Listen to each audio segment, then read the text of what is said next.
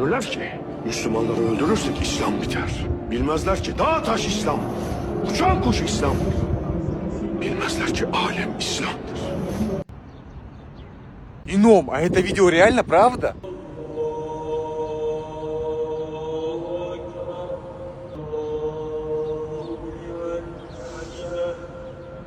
Да, правда, это там родственники есть, это все правда.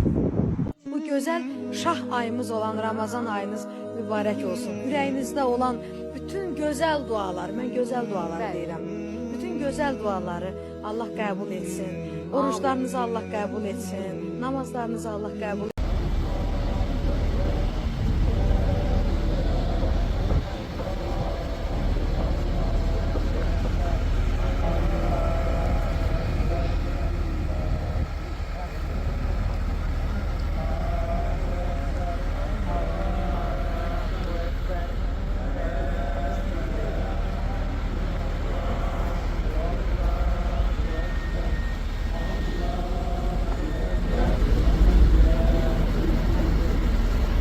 Ассаляму алейкум ва рахматуллахи ва баракатух.